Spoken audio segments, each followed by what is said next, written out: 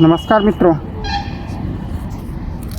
आज मैं पुनः एक नए महान भारतीय वैज्ञानिक के साथ मॉर्निंग वॉक में उपस्थित हुआ हूँ। Morning walk with Indian scientist में आज के हमारे महान भारतीय वैज्ञानिक हैं डॉक्टर सुब्रमण्यम चंद्रशेखर। इन्हें एस चंद्रशेखर भी कहा जाता है।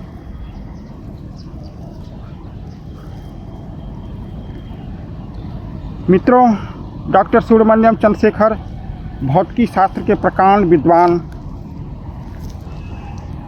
और एक श्रेष्ठ गणितज्ञ और महान खगोल शास्त्री थे। उन्हें 1983 ईस्वी में 1983 में विश्व का सर्वश्रेष्ठ वैज्ञानिक पुरस्कार नोबेल पुरस्कार दिया गया था। इस पुरस्कार को प्राप्त करने वाले वे चौथे भारतीय हैं। डॉक्टर सुब्रमण्यम चंद्रशेखर का जन्म 28 अक्टूबर 1910 को लाहौर में हुआ था।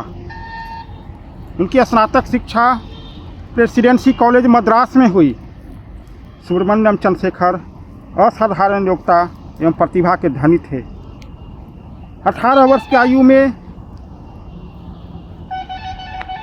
Commune scattering and new statistics नामक उनका लेख रॉयल सोसाइटी की मैगजीन में छपा था।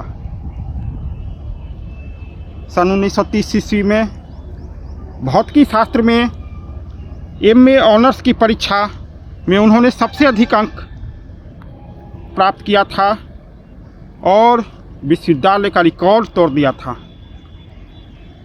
20 वर्ष की आयु में भारत सरकार की छात्रवृत्ति प्राप्त करके शोध करने के लिए वे कैम्ब्रिज चले गए। रिसर्च करने के लिए कैम्ब्रिज चले गए।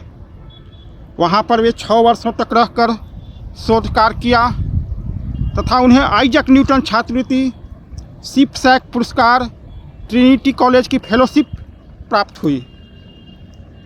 1933 ईस्वी में उन्हें पीएचडी तथा 1942 ईस्वी में डीएससी की उपाधि प्राप्त हुई।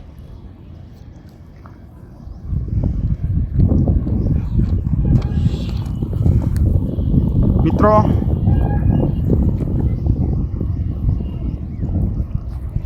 एस चंद्रशेखर या सुब्रमण्यम चंद्रशेखर 1938 से 1952 तक शिकागो विश्वविद्यालय में काम किया। विभिन्न पदों पर काम किया। 1944 ईस्वी में उन्हें रॉयल सोसाइटी लंदन के फेलो निर्वाचित किया गया। 1952 से 1952 में एस्ट्रोफिजिकल जर्नल का संपादन करने का उन्हें कार्यभार दिया गया।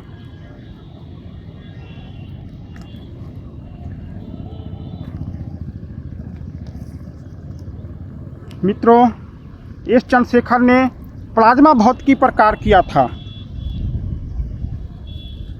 इस विज्ञान में मित्रों आयनीकृत गैसों के अणुओं का चुंबकीय एवं वैद्युत क्षेत्र में अध्ययन किया जाता है। डॉक्टर आंटो एस्ट्रो के अनुसार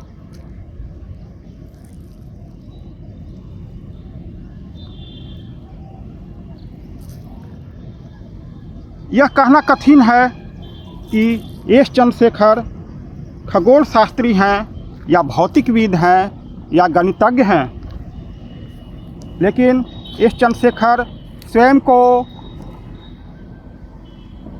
खगोलविद, खगोल विज्ञानी ही कहना उचित समझते थे। मित्रों, एस चंद्रशेखर ने अनेक पुस्तकों की भी रचना की थी। उनकी एक पुस्तक an introduction to the study of stellar 1939 ईस्वी में प्रकाशित हुई थी। उनकी दूसरी पुस्तक तारों की गति का सिद्धांत था।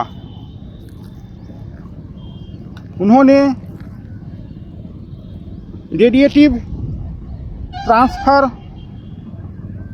नामक पुस्तक भी लिखी थी, जिसे 1950 ईस्वी में ऑक्सफोर्ड से प्रकाशित किया गया था। इसी पुस्तक पर उन्हें एडम्स पुरस्कार दिया गया था। मित्रों, यह एडम्स पुरस्कार कैम्ब्रिज का सर्वश्रेष्ठ पुरस्कार माना जाता है, जो कि गणितज्ञ को मिलता है, मैथमेटिशियन को मिलता है। उनकी एक पुस्तक हाइड्रो डायनामिक्स एंड हाइड्रोमैग्नेटिक्स स्टेबिलिटी थी। इस पुस्तक के प्रकाशित होने पर रॉयल सोसाइटी ने 1962 ईस्वी में उन्हें रॉयल मेडसन प्रदान किया था।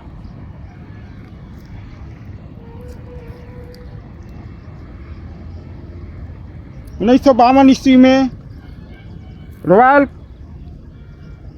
खगोलज्ञ समाज का स्वर्ण पदक उन्हें दिया गया तथा 1953 में अमेरिका के विज्ञान अकादमी का पदक भी उन्हें दिया गया। 1957 ईस्वी में उन्हें रेमफोर्ड मेडल से सम्मानित किया गया। मित्रों, डॉक्टर सुब्रमण्यम के अनुसंधान का मुख्य विषय तारों का अध्ययन था। उनका मानना था ये उन तारों पर अध्ययन करते थे जिनकी नाभिकीय ऊर्जा समाप्त हो जाती है।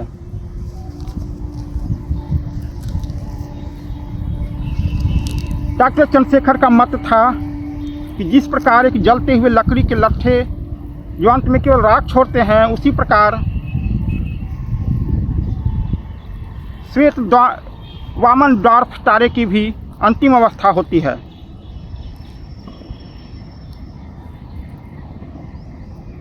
उनका कहना था कि हीलियम गैस से तारे की तुलना करना ठीक नहीं है। इसी महानतम खोज के लिए उन्हें 1982-83 ईस्वी का नोबेल पुरस्कार प्राप्त हुआ था। 1953 ईस्वी में 1953 ईस्वी से एस चंद्रशेखर अमेरिका में ही बस गए, परंतु आज भी भारतीय गर्व करते हैं कि वे चौथे भारतीय हैं जिन्हें विश्व का सबसे बड़ा पुरस्कार नोबेल पुरस्कार प्राप्त करने में सफलता मिली। इसके बाद वे 1984 में भारत आए थे तो उन्हें विश्व भारती ने देसी कोडम्मा उपाधि से भूषित किया। मित्रों, वैज्ञानिकों तथा विद्वानों का देश नहीं होता, वे तो समूचे विश्व के होते हैं तथा पूरा विश्व उनका होता है। 21 अगस्त 1995 ईस्वी को अमेरिका के शिकागो में उनका देहांत हो गया। परंतु एस चंद्रशेखर तारों के अध्ययन के लिए, ब्लैक होल के अध्ययन के लिए हमेशा स्मरणीय रहेंगे। हम उनका कोटि कोटि धन्यवाद करते हैं। इसी तरह से आगे भी हम भारतीय वैज्ञानिकों के बारे में आपको बताते रहेंगे। तब तक के लिए धन्यवाद।